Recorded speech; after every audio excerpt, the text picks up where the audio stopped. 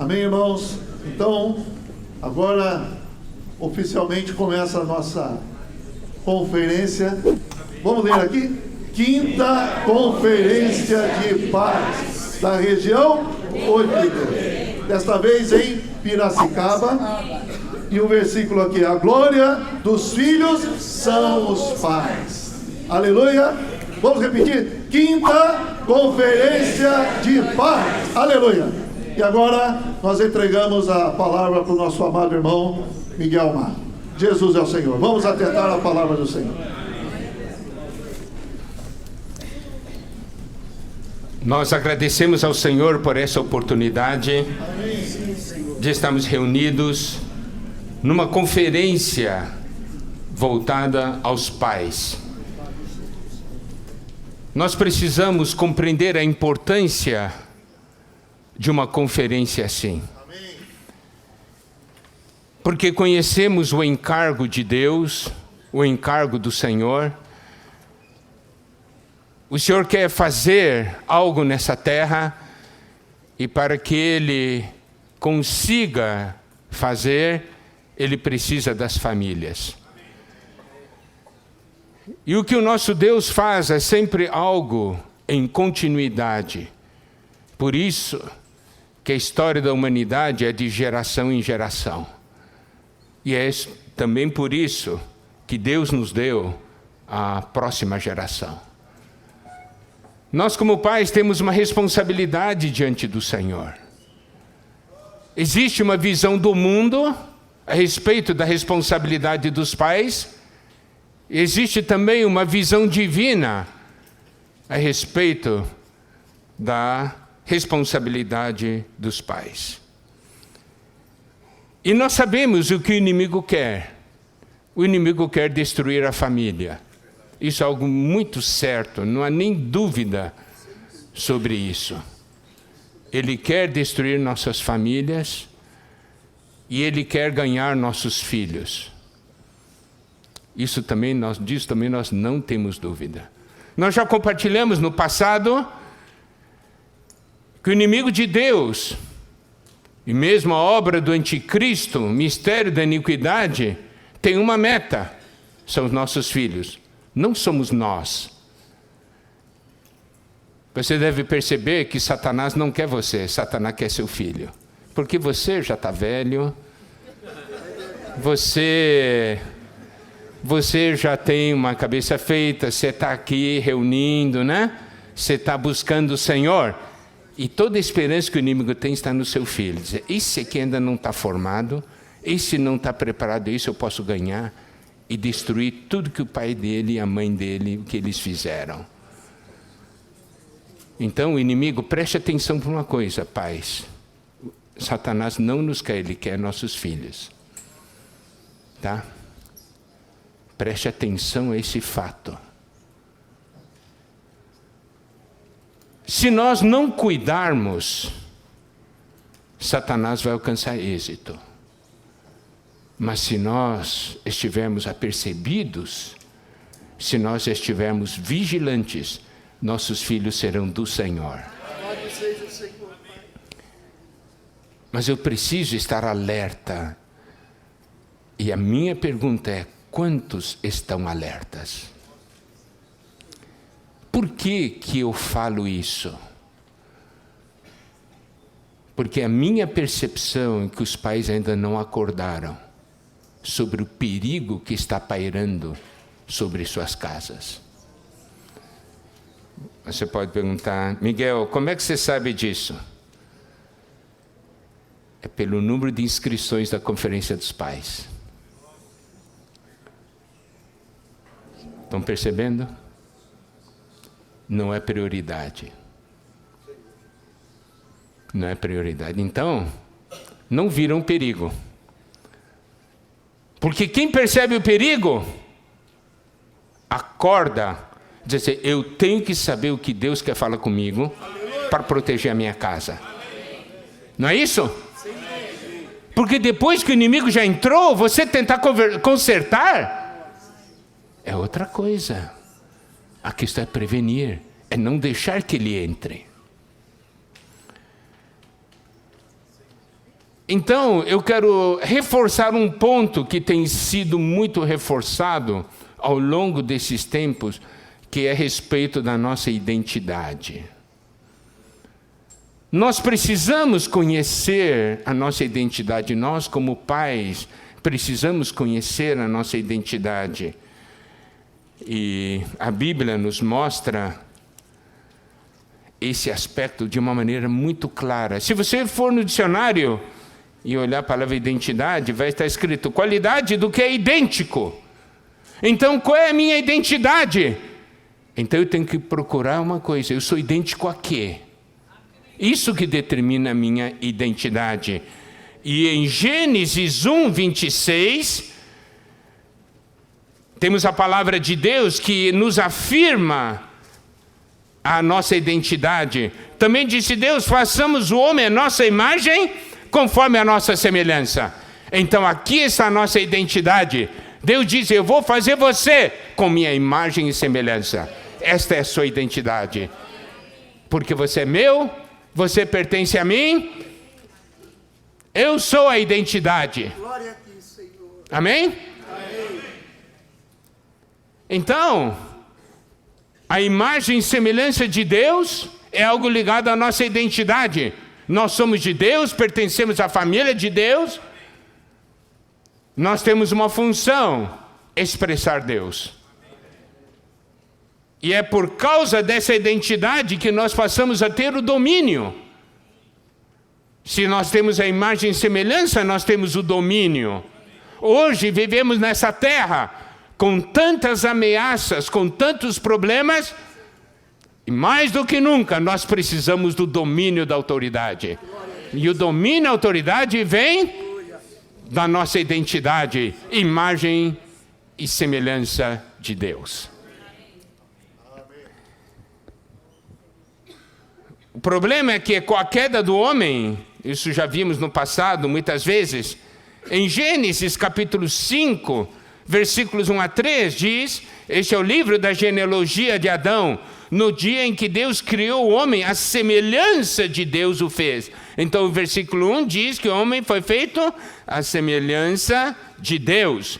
Homem e mulher os criou e os abençoou e lhe chamou pelo nome de Adão, no dia em que foram criados. Agora preste atenção, versículo 3, viveu Adão 130 anos e gerou um filho à sua semelhança, conforme a sua imagem, e lhe chamou Sete. O homem foi criado à imagem e semelhança de Deus, mas depois da queda do homem, o que Adão gerou foi alguém com a imagem e semelhança dele. Já não menciona imagem e semelhança de Deus. Então, vamos para um primeiro ponto. A sua família tem identidade ou não? Qual é a identidade da sua família? É imagem e semelhança de Deus ou sua imagem e semelhança? Se for sua imagem e semelhança, sua família perdeu a identidade. Pois como? É minha família? Tem que ter a minha identidade. Não, acima de tudo, identidade de Deus. Amém? Você quer que seu filho seja como você? Com suas fraquezas, suas debilidades? Então está muito claro. Nosso negócio é a imagem e semelhança de Deus. Mas essa é a meta, nossa meta como pais. Eu quero que meu filho tenha a imagem e semelhança de Deus. Não é meu filho tem a minha imagem e semelhança. Meu filho vai atender todas as minhas expectativas dentro da minha. Não, tem que atender a expectativa de Deus. Aleluia. Tem identidade. Amém? Amém? Êxodo 3, nós temos Deus manifestando nos versículos 13 e 14. Disse Moisés a Deus, eis que quando eu vier aos filhos de Israel, e lhe disser, o Deus de vossos pais me enviou a vós outros, e eles me perguntarem, qual é o seu nome? Que lhes direi? Disse Deus a Moisés, eu sou o que sou. Disse mais, assim dirás aos filhos de Israel, eu sou, me enviou a vós outros. nós precisamos conhecer quem nosso Deus é. O nosso Deus é eu sou. Isso é essência da identidade, certo?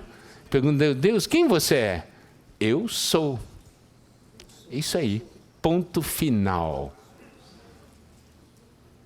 Não é isso? É o ápice da identidade. E nós somos filhos do eu sou.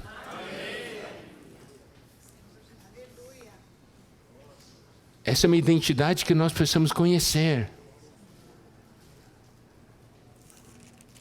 Você pode ver que em Êxodo capítulo 6, versículo 2 e 3, diz o seguinte: falou mais Deus a Moisés, ele disse, eu sou o Senhor.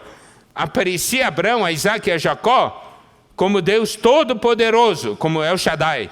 Mas pelo meu nome, o Senhor, que isso quer dizer, eu sou, não lhes fui conhecido. Veja, Abraão não conheceu o eu sou, ele conheceu El Shaddai. Mas nesses tempos finais, como devemos conhecer nosso Deus? Eu estou falando isso por quê? Porque nossa família precisa ter identidade.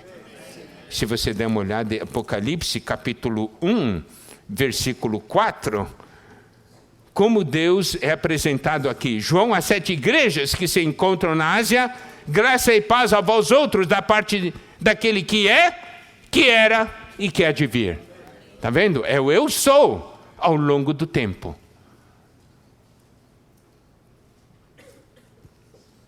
Identidade.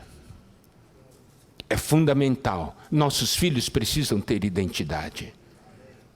Qual a identidade? De Deus. Isso é muito importante. Você pode ver que nossos filhos hoje procuram identidades na televisão, não é? Ou nos filmes. Quem você é? Eu sou esse super-herói. Eu sou aquele super-herói. É a identidade que estão procurando. O mundo está querendo incutir uma identidade assim neles. E nós estamos ou não transmitindo a verdadeira identidade? Estamos ou não? Você é de Deus. Todos esses super-heróis são falsos. Deus é verdadeiro. Deus que é o verdadeiro todo-poderoso. E Ele é, não é verdade? Mas quem está falando isso para os seus filhos? Você está falando? Você está incutindo a identidade verdadeira? Ou deixa o mundo incutir uma identidade falsa? Você sabe, outro princípio de grande importância está em Mateus capítulo 16. Estou aqui lançando um fundamento, porque depois eu vou entrar numa parte que vai ser chocante para todos, tá?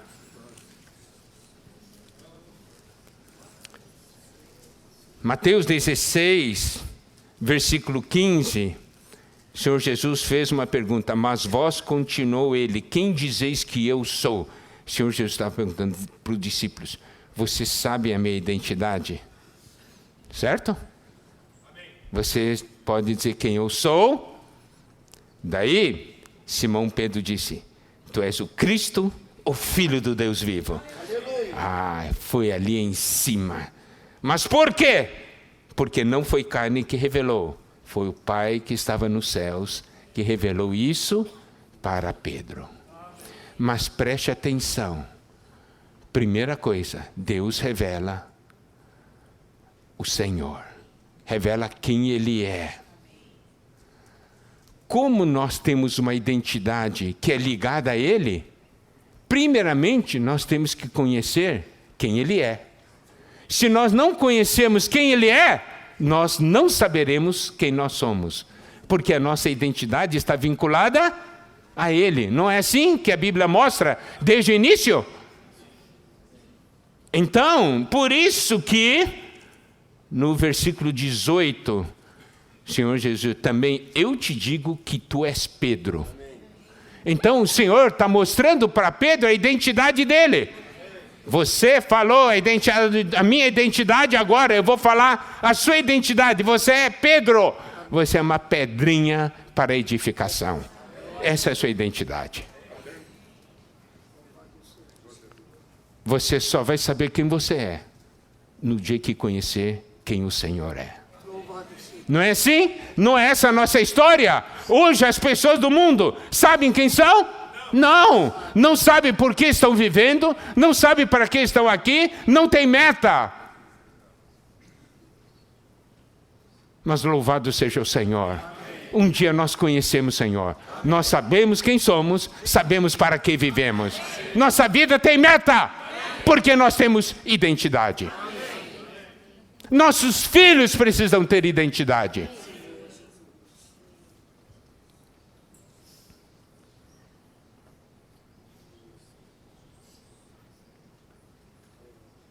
Agora, nós precisamos ver. Nós nascemos à imagem e semelhança de Adão. Então, há uma mudança, é necessário ter essa mudança. E nós estamos estudando 2 Coríntios, não é? Então, 2 Coríntios, capítulo 5, nos mostra essa mudança. 2 Coríntios, capítulo 5, versículo 15 em diante. E ele morreu por todos, para que os que vivem não vivam mais para si mesmos, mas para aquele que por eles morreu e ressuscitou. Olha só, aqui diz que mudou a razão da vida. Não é isso? Mas por que mudou a razão da vida? Por causa do versículo 16 e 17. Assim que nós daqui por diante a ninguém conhecemos segundo a carne, e se antes conhecemos Cristo segundo a carne, já agora não conhecemos desse modo. Assim, se alguém está em Cristo, é nova criatura. As coisas antigas já passaram, eis que se fizeram novas. Tem um novo propósito. Por quê? Porque se tornou nova criatura, agora com a identidade verdadeira. Quem tem a identidade verdadeira vive para o Senhor. Não vive mais para si mesmo. Amém? Essa é a mudança. Então, essa revelação é muito importante para nós. Para que nós temos uma família? Qual a razão da nossa família? Qual a identidade da nossa família? Qual a identidade dos nossos filhos? Agora eu vou tocar um pouco sobre os tempos finais. No livro de Apocalipse, nós temos as cartas às 7 igrejas. O estudo da carta às 7 igrejas tem diferentes linhas. Existe a linha dentro da realidade espiritual, existe a linha dentro do tempo. E nós vamos ver algo sobre uma realidade dentro do tempo, realidade negativa. Existe uma realidade positiva e existe uma realidade negativa. A realidade positiva está em Filadélfia. A realidade negativa está em Laodiceia. Está no final dos tempos. E eu vou agora mostrar características da decadência que nós temos em Laodiceia. E a nós cabe uma coisa: olhar se nós temos ou não os sintomas da decadência. Porque não há estudo teórico de doutrina. É uma questão de que a Bíblia mostra uma realidade, mostra os sinais, e a gente tem que ver se bate ou não bate, não é assim? Não é assim que se diagnostica uma doença? Uma série de sintomas, daí olha os sintomas e diz assim, a doença é essa. Então eu posso não saber muito, eu estou doente ou não estou doente? Vamos então olhar os sintomas, que você vai saber se está doente ou não. Correto? Então, nessa manhã agora, eu quero falar uma coisa, tá bem? Nós, como pais, precisamos ver se temos esses sintomas. Se nós tivermos esses sintomas, é um sinal de alerta que nós precisamos mudar. Se nós não tivermos esses sintomas, louvado seja o Senhor. Não é isso? Mas nós temos que ser sinceros conosco mesmos. Nós não podemos nos enganar. Nós precisamos ver se nós temos ou não essa realidade, esses sintomas que a Bíblia fala a respeito desses tempos finais, a parte da decadência. Por quê? Porque a decadência da igreja, na verdade, é a decadência da família. Compreende? A situação da igreja reflete a realidade dentro de casa. Não existe assim, dizer assim, olha, a igreja é fortíssima, mas todas as famílias são fracas. Não existe isso. Se a igreja é fortíssima, todas as famílias são fortíssimas. Certo? Então a condição da igreja está ligada à condição da nossa casa, está ligada à nossa condição pessoal. E por isso nós precisamos dar atenção. Tá bem? Primeiramente, versículo 14, Apocalipse 3,14. Aqui está falando, o Senhor está falando ao anjo da igreja, ao mensageiro da igreja. Ele está agora falando aos anjos de cada família. Ao mensageiro de cada família. Se Deus vai mandar um recado para a sua família, vai mandar para quem? É para o seu filho? Vai mandar para quem? Para quem? Para mim. Ou você não é o anjo? Você não é o mensageiro? É você ou não é? Quem é mensageiro aqui? Então, significa que Deus vai mandar mensagem para você sobre a situação.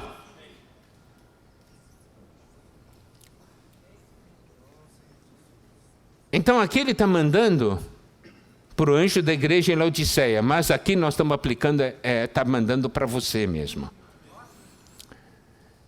Laodiceia, significado, opinião do povo. Qual é o peso da opinião do povo na sua vida? Da opinião dos seus parentes e amigos na sua vida. Quem é que dirige? Como que você toma decisões? É ou na opinião dos seus parentes e amigos ou a palavra de Deus? Eu vou só fazer a pergunta, você tem que ser sincero com você mesmo, certo? Você não precisa responder para mim. Porque doutrinariamente todo mundo fala, a palavra de Deus. Eu sei, mas é verdade isso mesmo? Quantas vezes você fica buscando a opinião dos outros? Você está de mal com o irmão? Digamos, você brigou com sua esposa. Daí você logo começa já a procurar a opinião dos irmãos e dos amigos e parentes sobre sua briga.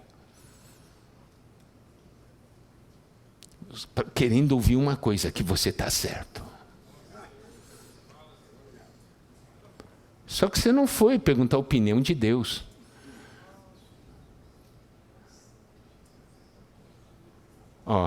Quando tem um problema entre o casal, a família toda sabe, os parentes todos sabem. E todo mundo dá opinião. Qual o peso dessa opinião? Preste atenção, então, nos tempos finais, na decadência, a opinião do povo vai começar a influenciar os filhos de Deus negativamente. É esse o seu caso ou não? Na educação de seu filho, você escuta, você segue a palavra ou segue a opinião do povo?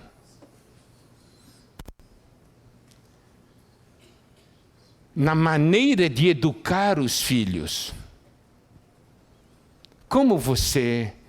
de onde vem a orientação? Eu li na internet, o irmão Google falou para mim.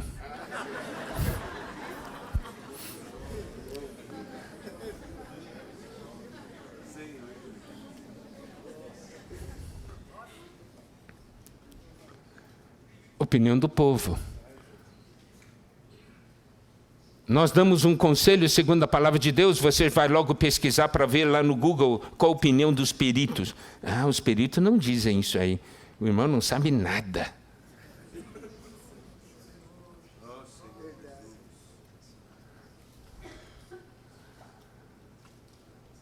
Nos tempos finais a decadência entra. opinião do povo. Qual que é a realidade da sua casa?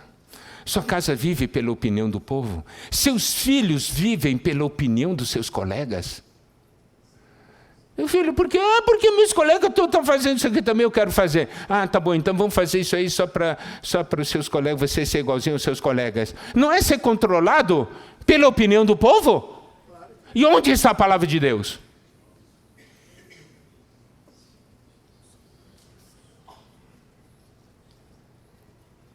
Por isso que, primeira coisa que o anjo diz, para esses que estão debaixo, seguindo a opinião do povo, a primeira coisa que o anjo diz, que o Senhor diz para o anjo da igreja, aliás, a primeira coisa que o Senhor diz assim, essas coisas diz o amém. Deus diz, o Senhor diz, eu sou o amém. O que significa amém? Significa verdadeiro, fiel, confiável e firme.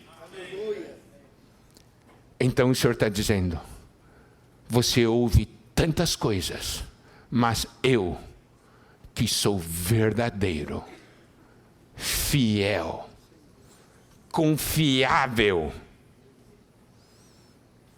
sou aquele que está certo, eu tenho alguma coisa para falar para você, para contrapor a opinião do povo.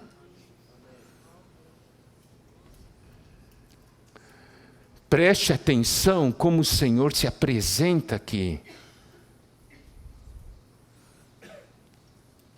Eu sou único, confiável e verdadeiro. Você tem que me ouvir.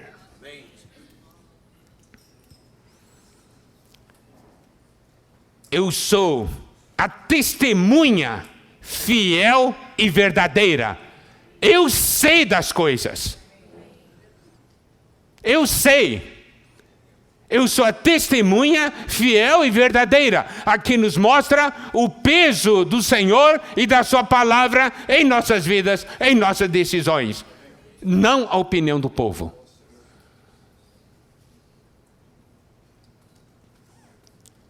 Eu sou o princípio da criação de Deus.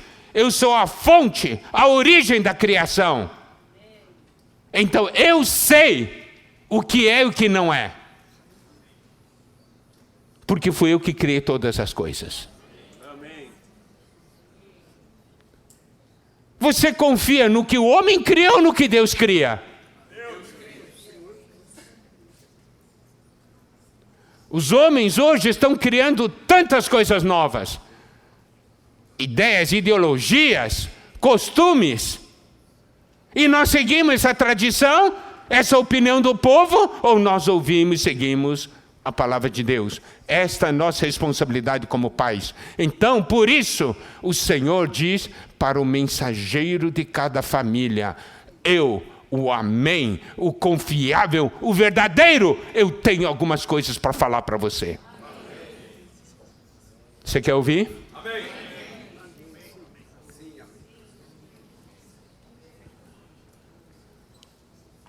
As coisas de Deus são o que é, o que não é, não é.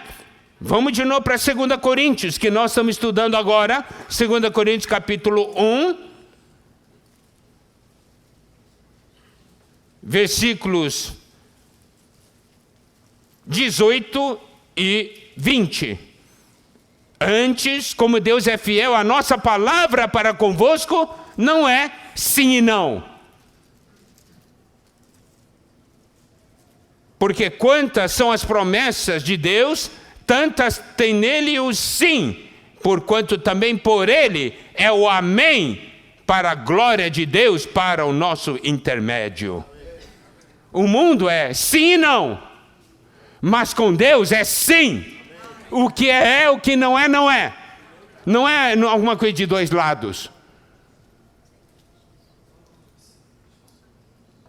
E nós que ouvimos essa palavra e recebemos a promessa, nós somos os que dizem amém para o que Deus fala.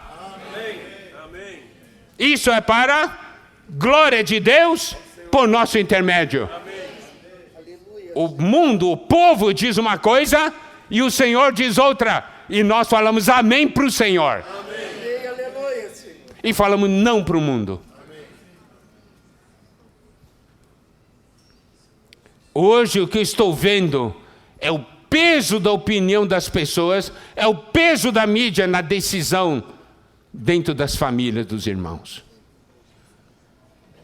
A palavra de Deus perdeu o lugar.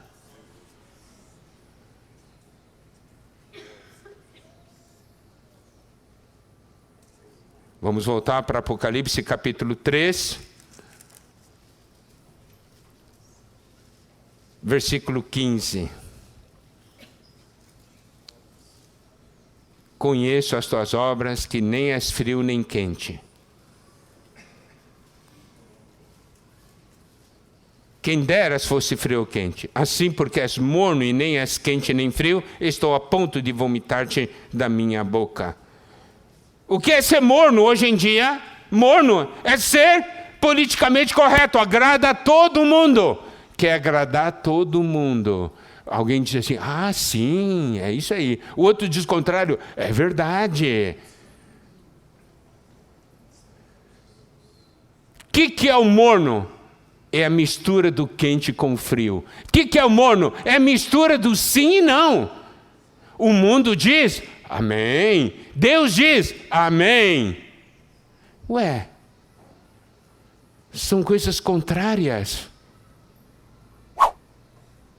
Mas diz amém para o mundo, porque quer ser politicamente correto para com o mundo. E diz amém a Deus, porque está vivendo a vida da igreja.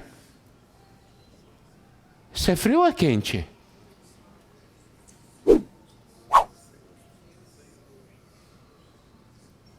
Na educação dos filhos, as linhas. Mistura a linha do mundo com a linha da palavra de Deus. Como eu disse, eu estou só mostrando os sintomas, entendeu? Cada um tem que ver se tem ou não algo disso. Se não tiver, louvado seja Deus. E se tiver, é hora de arrepender e mudar.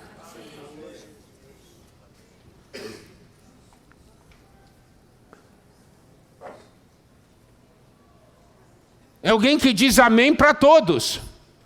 Diz amém para o mundo e diz amém para Deus. Está de bem com o mundo e está de bem com Deus.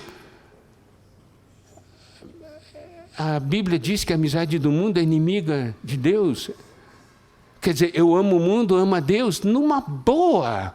Na minha família, a minha família ama o mundo e ama a Deus. Nós estamos de bem com o mundo e estamos de bem com Deus. Ah, que felicidade.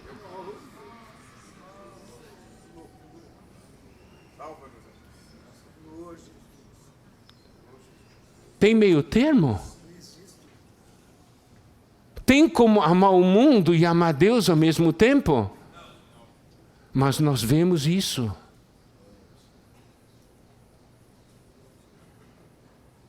A maneira como nós educamos os filhos é uma maneira que os incentiva a amar o mundo? Ou é uma maneira que os incentiva a amar a Deus? Ambos. Está aqui o morno. Politicamente correto. Isso é decadência.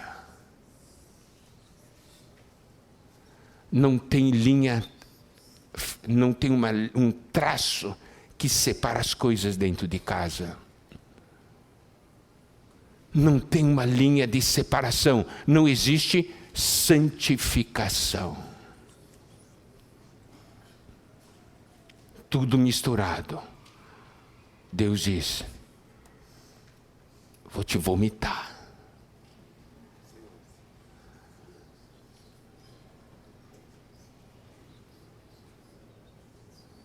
Por quê? Porque está assim, mistura tudo. Deus não é um Deus de mistura. Luz é luz, trevas são trevas. É o homem que gosta da mistura. Procura agradar um e procura agradar o outro, procura estar nos dois, em dois barcos ao mesmo tempo. Como está a condição da nossa casa e da nossa família? Nós, como pais, é que precisamos dar direção. Dentro de casa, tem ou não tem uma linha que divide? Nossos filhos crescem ou não sabendo dessa linha?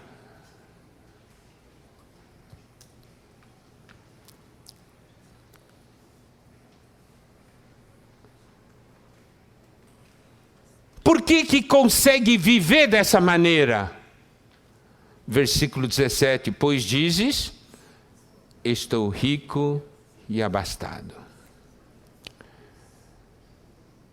Qual é a sensação, sentimento? Eu tenho muita coisa. Você sabe que no original, quando fala aqui, rico e abastado estou rico e eu adquiri muitas coisas. Eu adquiri muitas coisas. São coisas que, não, eu lutei, eu ganhei, eu busquei, eu conheci. Hoje estou conhecendo muito. Hoje estou tendo muitas coisas. Estou rico e abastado. E aí ele acrescenta, não preciso de coisa alguma. Essa afirmação, não preciso.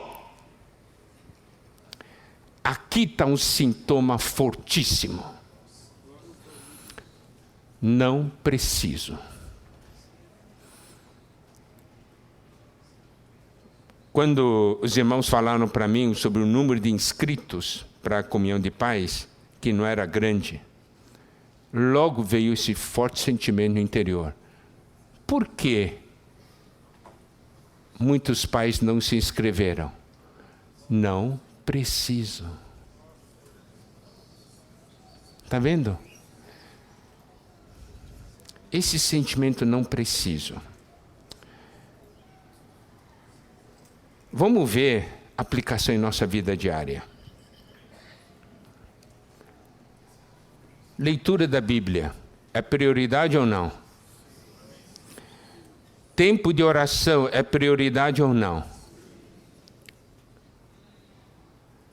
Muitos não leem a Bíblia todos os dias. Por quê? Não preciso. Está vendo? Por que esse sentimento não precisa? Eu já tenho, eu já sei, estou rico e já adquiri muito conhecimento, já tenho muita coisa. Eu não preciso. Porque quando se precisa mesmo, você corre atrás. Certo? Perguntei para umas irmãs. Irmãs, você chega 11 horas em casa, você precisa de fazer o almoço, descobrem, né? Estou falando dos fogões antigos, não atuais, está sem fósforo. E agora? Precisa ou não dos fósforos? Precisa ou não? Precisa, sem dúvida. Daí, ô filho, vai lá comprar fósforo. De tarde, mãe. Eu vou à tarde, quando der tempo. A mãe vai aceitar? Não. Não, precisa agora. Não vai atrás? Vai ou não vai? Vai. Viu? Quando precisa, vai atrás. Se não vai atrás, é o sinal de que não precisa. Ok, tem que fazer um doce para a semana que vem. Precisa de uma latinha de leite condensado. Vai sair para comprar na hora? Não. Por quê? Dá tempo. É semana que vem só. Então, eu não preciso, por isso eu não corro atrás. Sua família está correndo atrás ou não? Seus filhos estão correndo atrás das coisas de Deus ou não? Você dá o testemunho de alguém que corre atrás das coisas de Deus ou não? Se não dá, é porque não precisa. Não é que você não saiba. Você não precisa. Por que não precisa? Estou rico e abastado.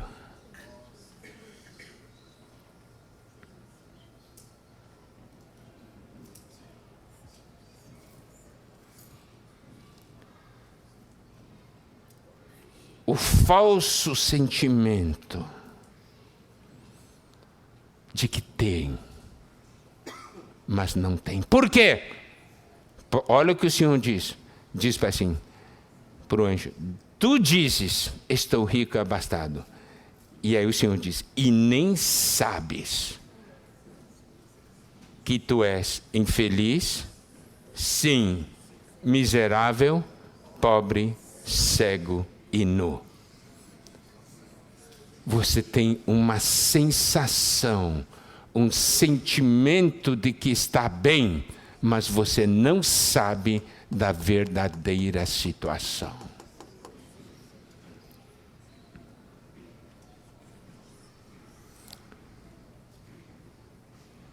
Então Deus está falando. Como está a sua família? Nós podemos dizer, está bem.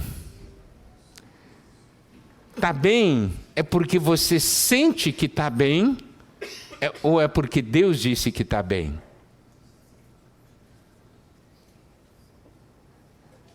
Olha aqui, a sensação de assim, dizes, estou rico abastado. Deus diz, nem sabes que tu és. Você não sabe sua verdadeira condição. Por isso aqui é uma necessidade de irmos diante do Senhor. Senhor, mostra a nossa verdadeira condição. Expõe, Senhor.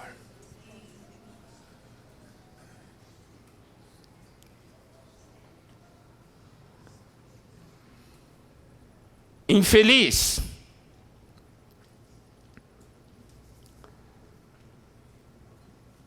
Porque um dia vai ver que tudo que tem não passa de vento.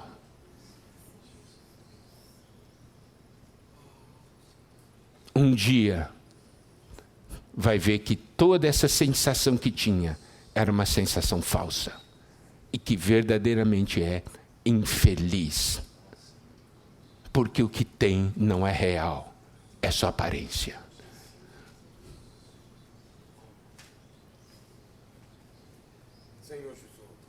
E aí, miserável, não tem nada. Estou rico, abastado, você está miserável. É miserável, não tem nada.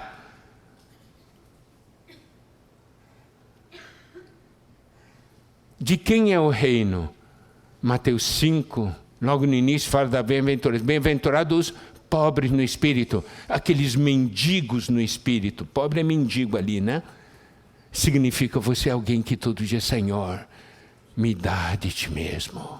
Quer dizer, eu sou alguém que busca. Senhor, eu preciso de você. Está vendo? Esse é o que tem o reino. Aquele que diz, eu não preciso, eu tenho muito. Na verdade é miserável, não tem nada.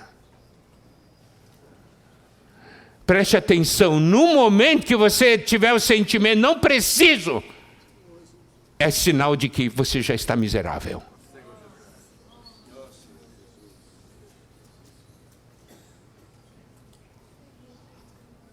Pobre.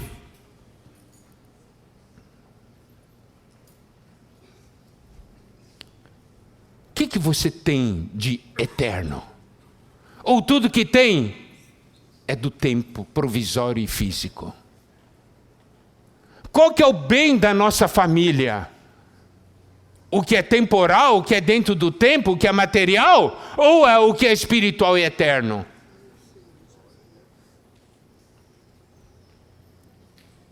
Aqui também diz, cego. Significa você não consegue ver nada. Você acha que vê, mas não vê. E nu.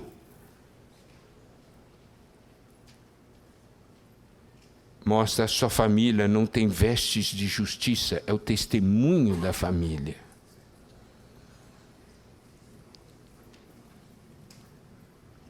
O Senhor expõe, mas lembre-se, amados irmãos, toda vez que o Senhor expõe, é para salvar. Aleluia, Senhor. Não é para condenar. Eu não sei se você encontrou ou não sintomas do que nós estamos falando aqui. Se encontrou, o Senhor quer salvar. Mas não engane a si mesmo. Amém?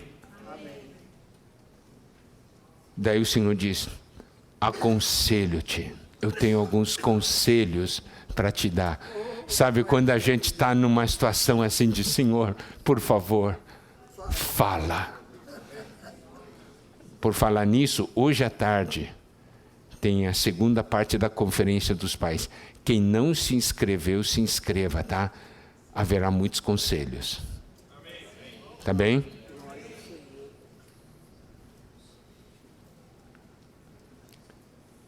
Aconselho-te que de mim compres. Isso quer dizer o quê? Que paga o preço. Por que paga o preço? Porque sente que tem necessidade. Se você não quer pagar o preço, é porque não, acho que não precisa.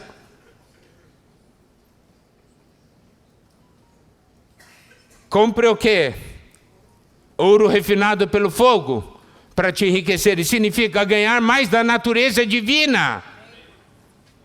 Vai ter que pagar um preço. Você tem da natureza divina para dar para sua família? Ou tudo que você tem é só bem material?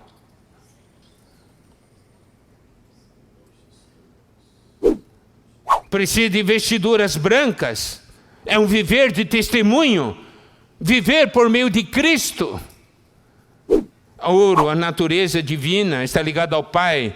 Vestiduras brancas, ligado ao Filho. Ter o viver de testemunho. Meu viver é Cristo. Cristo vive em mim. E colírio para ungires, aqui é algo ligado à unção, ligado ao Espírito, para poder ver as coisas como verdadeiramente são. Qual é a verdadeira condição da nossa família? Senhor, põe colírio em mim. Vem ungir os meus olhos. Eu quero ver, Senhor. Eu não quero continuar cego.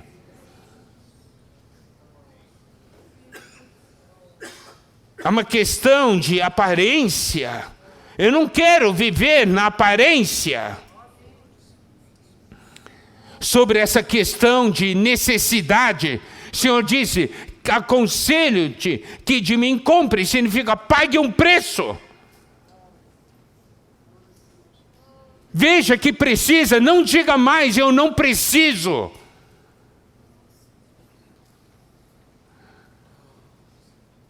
Tem que ter o sentimento de que eu preciso. Preste atenção. Deus não joga a palavra fora. E a recomendação nas cartas às 7 igrejas é: quem tem ouvidos, ouça o que o Espírito diz às igrejas.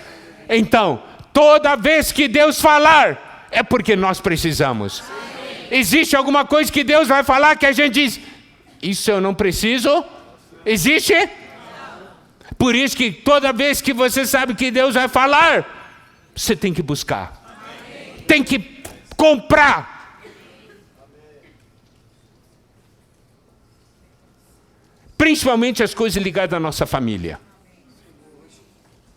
Hoje eu fico muito triste porque vejo famílias sendo destruídas. E muitas vezes as comunhões para as famílias, número muito limitado. Por quê? Falsa sensação de que está tudo bem. Eu não preciso disso. Não tem problema. E quem diz que comunhão de família é para quem tem problema? Quem disse isso? Comunhão de família é porque Deus quer falar para a família. Não é porque tem problema. Deus só fala quando tem problema?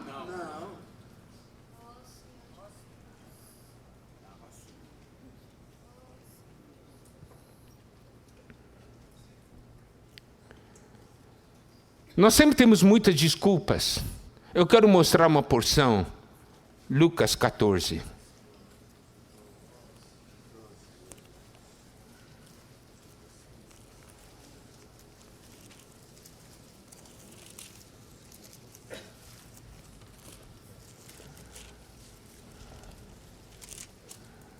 Lucas 14, a partir do versículo 15.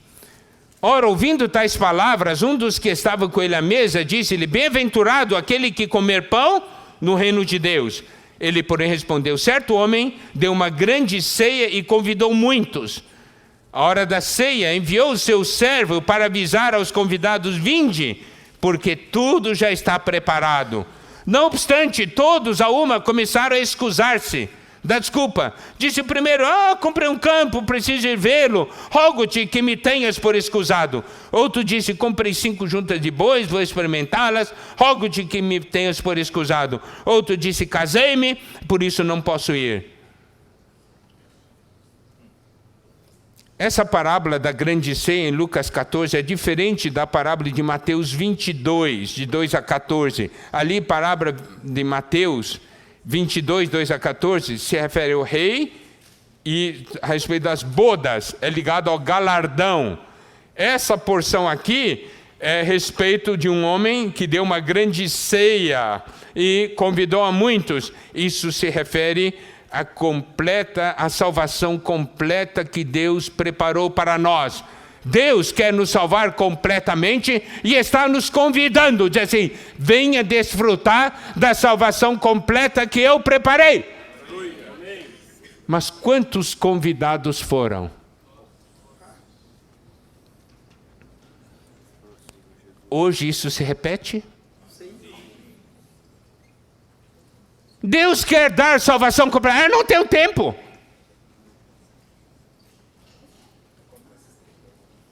Eu comprei campo, preciso ir vê-lo. Ceia é algo à noite. De noite você vai ver campo? Comprou junta de bois, vai experimentar os bois à noite? Eu casei, não posso ir. Não seria uma boa levar a esposa, pegar um jantar de graça? Um bom jantar, sem precisar pagar?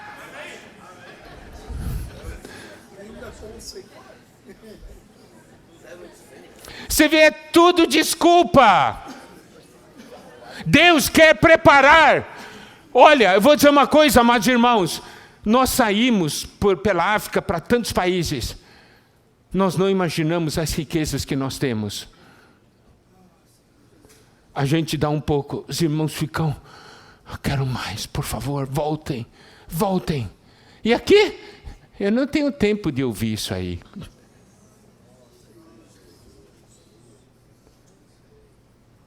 Sua família tem tempo quando Deus convida para desfrutar de uma salvação completa? Ou tem um monte de desculpas?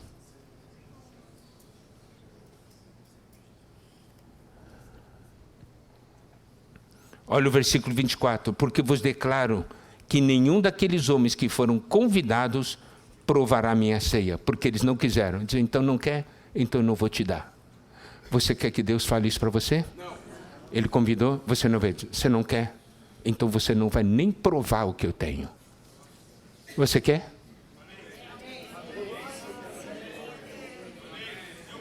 Eu quero, Senhor.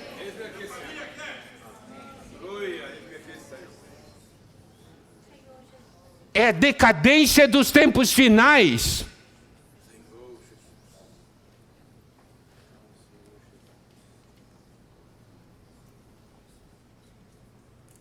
Vamos dar uma olhada em Mateus 12.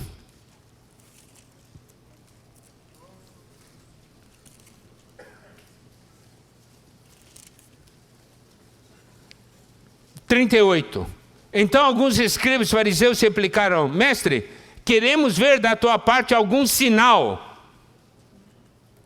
Daí ele responde: uma geração má e adúltera pede um sinal, mas nenhum sinal lhe será dado senão do profeta Jonas.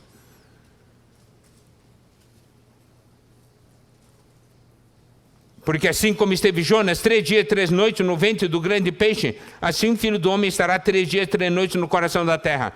Esse sinal é o sinal da questão da ressurreição, né?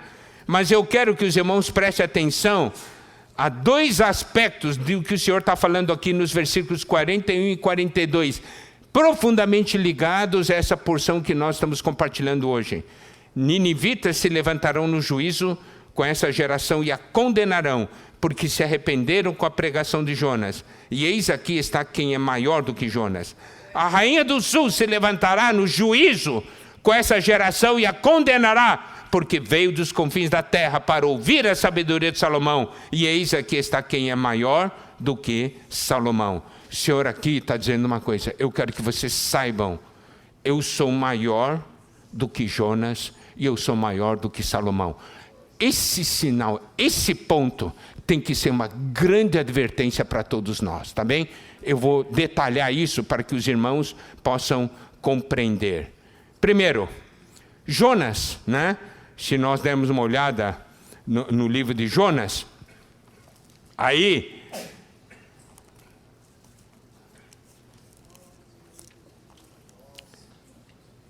Jonas 1 nos mostra que o Senhor, Deus, enviou Jonas para ir para Nínive. Jonas queria ir? Não. Mas ele foi no final, depois da história toda, né? Agora, comparado com o Senhor Jesus, Deus enviou o seu Filho para vir nos salvar. Ele quis vir? Olha só. Jonas não quis ir. O Senhor Jesus quis vir aqui para falar para você e para mim. Amém. Hã? Ele que vem falar para você e para mim. Não tenho tempo, Senhor. Vem outra hora. Hã? É assim? Ok. Jonas 3, versículo 1 a 4. Veio a palavra do Senhor, segunda vez a Jonas, dizendo: dispõe-te, vai à grande cidade de Nínive e proclama contra ela a mensagem que eu te digo. Levantou-se, pois, Jonas e foi a Nínive, segundo a palavra do Senhor. Ora, Nínive era cidade muito importante diante de Deus e de 3 dias para percorrê-la. Olha agora a mensagem de Jonas. 4. Começou Jonas a percorrer a cidade de caminho de um dia e pregava e dizia: ainda 40 dias e Nínive será subvertida. Qual que era a pregação dele? Vocês têm 40 dias, depois. Quanto tempo nós temos hoje? Mas não é, eu quero que vocês compreendam. A mensagem dele foi curtíssima. Tem 40 dias. Ele pregou, falou muita outra coisa? Não, só isso aí. Olha só o que aconteceu no versículo 5 em diante. Os ninivitas creram em Deus, proclamaram um jejum, vestiram-se de pano de saco, desde o maior até o menor. Preste atenção, do maior até o menor. Na sua casa é assim, do maior até o menor, ou só o maior? Está vendo nossa responsabilidade de pais? Do maior ao menor. E chegou essa notícia ao rei de Nínive, ele levantou-se do seu trono, tirou de si as vestes reais, cobriu-se de pano de saco e assentou-se sobre cinza. Não é a hora da gente tirar as nossas vestes reais, só alguma coisa? Não é hora da gente se humilhar? Não é? Ainda vai manter uma pompa, orgulho.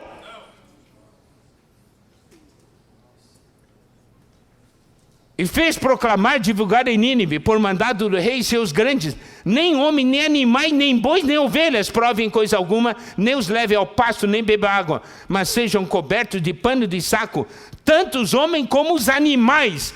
Clamarão fortemente a Deus e se converterão cada um do seu mau caminho e da violência que há nas suas mãos. Quem sabe se voltará a Deus e se arrependerá e se apartará do furor da sua ira, de sorte que não pereçamos. Viu Deus o que fizeram, como se converteram do seu mau caminho, e Deus se arrependeu do mal que tinha dito que ele faria e não o fez.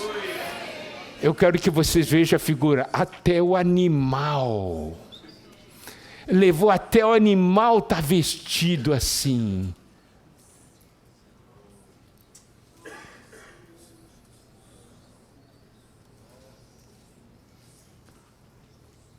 E a mensagem para eles foi só essa, 40 dias. Agora, a mensagem que o Senhor tem falado para nós, foi assim? Tem 40 dias? Ou o Senhor tem falado muito mais?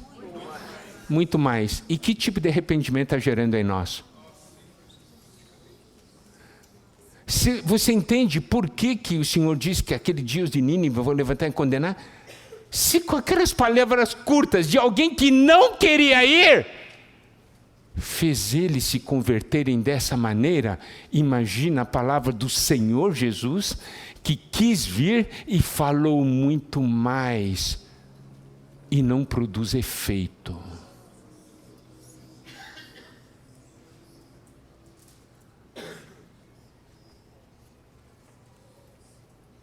Voltando para aquela passagem de Mateus 12, fala da rainha do sul, que é a rainha de Sabá. Essa rainha de Sabá veio de tão longe para ouvir Salomão.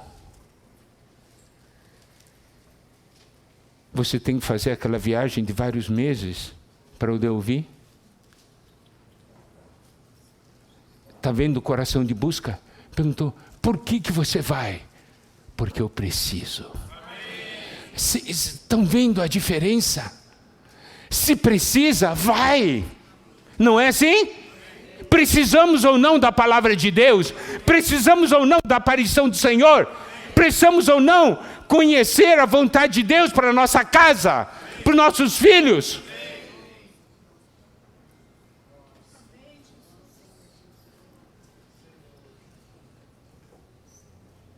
A rainha de Sabá nem foi convidada e foi. Olha só. E nós somos convidados e não vamos.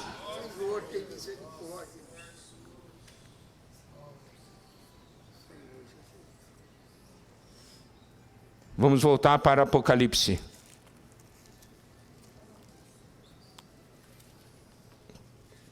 Capítulo 3.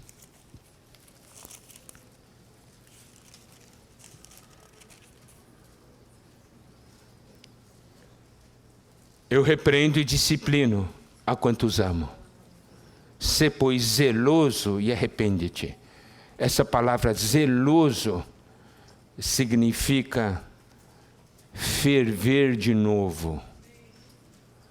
Sabe quando você põe água para ferver, né?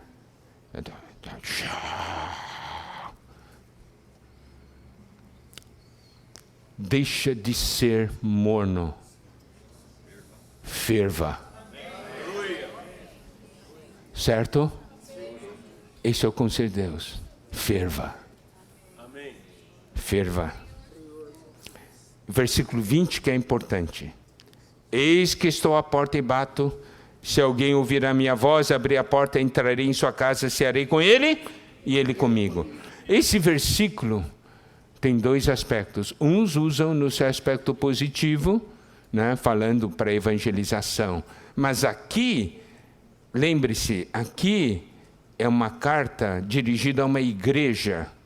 Então, aqui tem uma conotação extremamente negativa sobre a realidade da igreja. Porque o Senhor está dizendo, eis que estou à porta e bato. O Senhor já ficou do lado de fora da casa.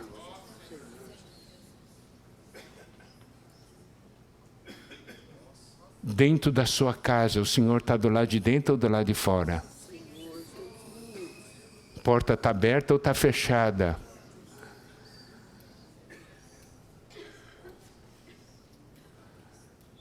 Se o Senhor é só um convidado para a sua casa, ele tem que bater para entrar.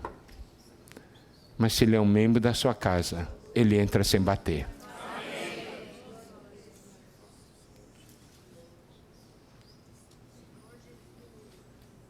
Ele está batendo, ele diz assim, eu quero cear com você. Eu quero comer com você. Eu quero ter uma comunhão com você. Qual foi a última vez que você teve uma profunda comunhão com o Senhor?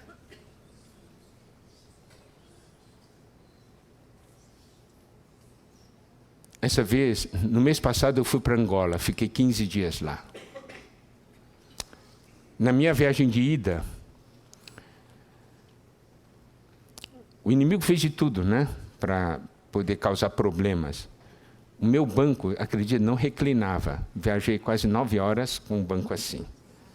Mas não é o problema. Eu sabia que era ataque inimigo, não deixei isso me perturbar. E do meu lado estavam 3 jovens missionários.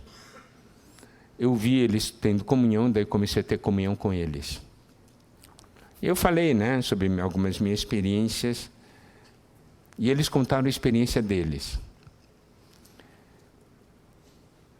Eles tinham uma característica. Eram jovens de muita oração, de conversa com Deus, comunhão com Deus. 1, 2, 3 horas de comunhão com Deus assim. E diz assim: Miguel, Deus é nosso amigo. A gente fala de tudo com eles. E diz assim: Miguel, eu quero fazer uma pergunta. Quando a gente hoje pede para uma pessoa orar, depois de 5 minutos ele termina. Eles não têm nada para falar com Deus, parece, não é? E diz assim: nós conversamos com Deus por horas. Porque a gente tem tanta coisa a falar, é verdadeiramente amigo. E Ele fala com a gente, porque eles fizeram uma pergunta para mim. Diz assim, porque eu falei tal, e Deus falou para mim, disse assim: Miguel, eu quero saber como é que Deus fala com você, porque eu quero saber se é do mesmo jeito que Ele fala com a gente. Fala a sua experiência. Quando eles fizeram essa pergunta, eu disse assim, pensei, quantos do nosso meio fazem perguntas assim? Daí eu contei para eles a minha experiência de comunhão com Deus, e no final eles falaram: é igual.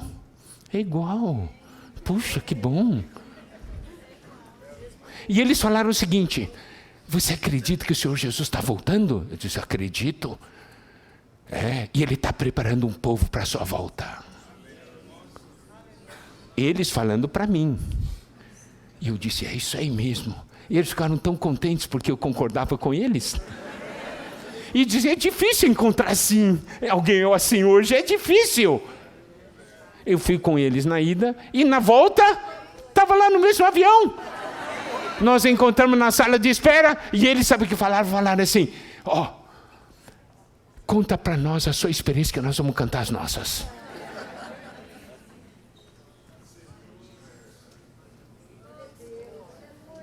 Qual foi a última vez que você conversou com Deus, com o Senhor, ceando com Ele, como com um amigo e falando de tudo? Quando você senta e janta ou almoça com um amigo, vocês ficam tudo quietos comendo? Vocês conversam? E tem conversa para o almoço inteiro? Tem ou não tem? Olha só, com amigos você tem conversa para o almoço inteiro, para uma janta inteira, e com o Senhor Jesus, 2 minutos, 3 minutos. Não tem alguma coisa errada aí? Eu vi. Deus está preparando um povo para a sua volta. Não no nosso meio também, mas lá fora está preparando. E eu tenho visto, Deus está preparando, irmãos. Que não aconteça que muitos de nós fiquem, porque não teve coração de busca.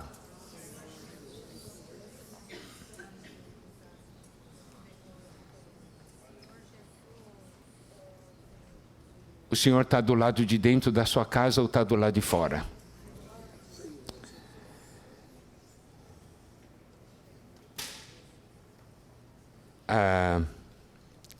Daniel 11, 32 é uma porção que eu gosto muito.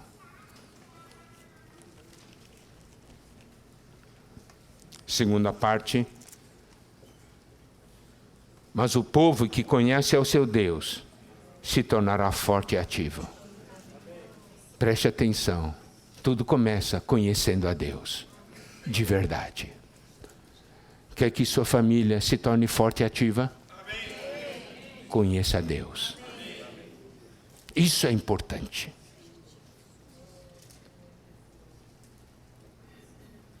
Então, quando nós percebemos a situação de decadência nesses tempos finais, nós temos que realmente olharmos a nossa condição, se Nós temos ou não sintomas que aqui está retratado nessa carta à igreja em Laodiceia. Qual é a posição do Senhor em nossa vida, na nossa família? A importância da palavra de Deus. No versículo 21 diz: ao vencedor dar-lhe-ei sentar-se comigo no meu trono, assim como também eu venci e me sentei com meu Pai no seu trono. O Senhor diz: eu quero que você tenha comunhão comigo, coma comigo, me tome como realidade, vença tudo isso e sente comigo no trono.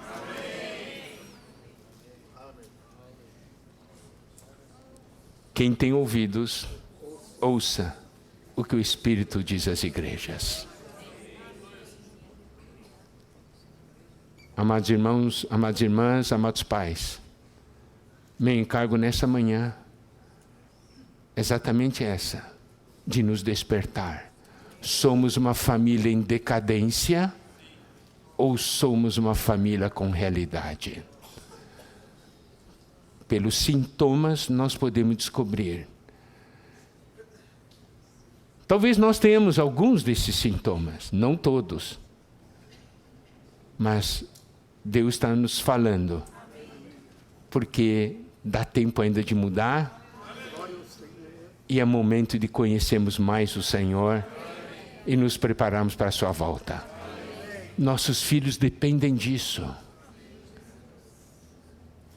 Eu tinha preparado ainda a porção sobre o que nós precisamos dispensar aos nossos filhos. Eu só vou mencionar 2 pontos, tá bem? Porque depois, numa outra oportunidade, a gente... Talvez na comunhão de casais em Colina, a gente aprofunde mais as coisas, né? Primeiro, quero mostrar um exemplo para vocês. 2 Coríntios, capítulo 1. Versículo 4. É Ele que nos conforta em toda a nossa tribulação, para podermos consolar os que estiverem em qualquer angústia, com a consolação com que nós mesmos somos contemplados por Deus. Aqui está alguém que pode consolar os outros. Por quê? Porque no meio das suas experiências, ele foi consolado. Você consegue consolar seus filhos? Você consegue consolar sua família? Tudo depende se você ganhou ou não o consolo de Deus. Certo?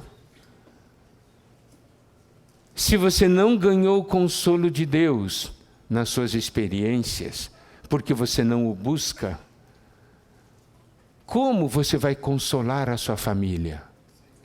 Com a opinião do povo? Ou com as palavras do amém? Está vendo? Eu estou só mostrando um pequeno ponto. 2 Coríntios tem vários pontos que podem ser desenvolvidos sobre o que nós devemos dispensar. Nós, os pais, devemos ser os ministros da nova aliança da nossa casa. Esse é o link dentro do tema geral, né? Mas isso daí já pertence ao lado positivo da igreja nos tempos finais. Hoje de manhã eu abordei o lado negativo, é para chocar, para acordar. Depois, numa outra oportunidade, a gente fala do lado positivo, né? Segundo ponto, que eu gostaria só de tocar. 2 Coríntios 2, versículos 14 e 15. Graças, porém, a Deus que em Cristo sempre nos conduz em triunfo e por meio de nós manifesta em todo lugar a fragrância dos seus conhecimentos, porque nós somos para com Deus o bom perfume de Cristo, tanto nos que são salvos como nos que se perdem. Então a pergunta é, na sua casa tem a fragrância do conhecimento de Cristo? Na sua casa existe o bom perfume de Cristo? depende de vocês, pais. Alguém entra na sua casa. Aqui tem o bom perfume de Cristo. Imagina seus filhos crescendo, inalando a fragrância do seu conhecimento. Todo dia inalando o bom perfume de Cristo. Isso não é doutrina, isso é realidade. Que o Senhor nos salve da aparência e nos introduza na realidade. Que o Senhor abençoe todos os pais aqui presentes. Espero que todos possam estar vigilantes para que apresentem suas famílias um dia diante do trono, diante do tribunal de Cristo. Famílias aprovadas pelo Senhor. Que o Senhor nos abençoe. Amém.